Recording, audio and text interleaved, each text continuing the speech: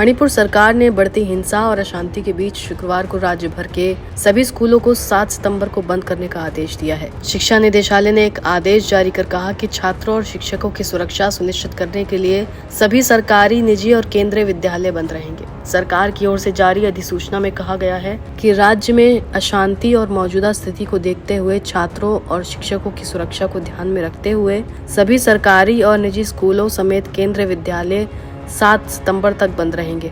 मणिपुर के बिशुपुर जिले में शुक्रवार को संदिग्ध उग्रवादियों ने 2 रॉकेट दागे, जिससे एक व्यक्ति की मौत हो गई और 5 अन्य घायल हो गए। पिछले कुछ दिनों में हुए हाईटेक हमलों के बाद इम्फाल घाटी क्षेत्र में तनाव फैल गया है। इससे पहले इस सप्ताह की शुरुआत में इम्फाल पश्चिम जिले में 2 स्थानों पर ड्रोन का इस्तेमाल कर लोगों पर बम गिराए गए थे।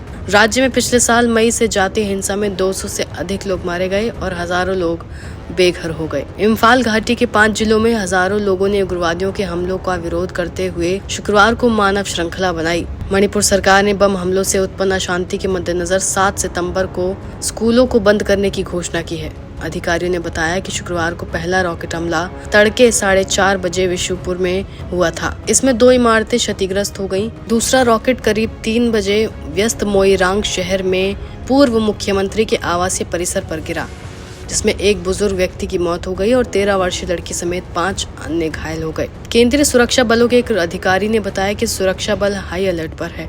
अधिकारियों ने बताया कि दिशाहीन रॉकेट मिसाइल स्थानीय स्तर पर तैयार किए गए थे और इन्हें चुराचांदपुर जिले की थंगजिंग पहाड़ियों से निचले मोइरांग कस्बे में दागा गया।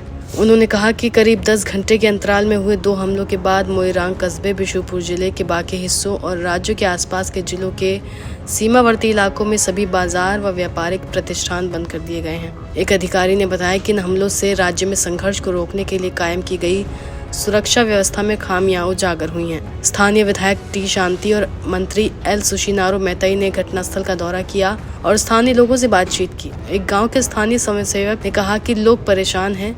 जब बंदूकों से हमला होता है तो आसपास के गांव की रक्षा करने वाले स्वयंसेवक उग्रवादियों को आगे बढ़ने से रोकने के लिए जवाबी कार्रवाई करते थे।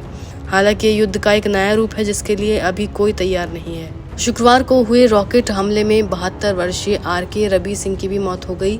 5 अन्य घायल हुए हैं। ये मामला ऐतिहासिक INA मुख्यालय के पास हुआ। घायलों को अस्पताल में भर्ती कराया गया है। एक अधिकारी ने बताया कि रवि सिंह परिसर में कुछ धार्मिक अनुष्ठानों की तैयारी कर रहे थे, तभी विस्फोट हुआ। मणिपुर में ड्रोन का हथियार के रूप में इस्तेमाल पहली बार 1 सितंबर को इम्फाल पश्चिम जिले के कोतरुक गांव में देखा गया था। इस हमले में 2 लोगों की मौत हुई थी और 9 अन्य घायल हुए थे।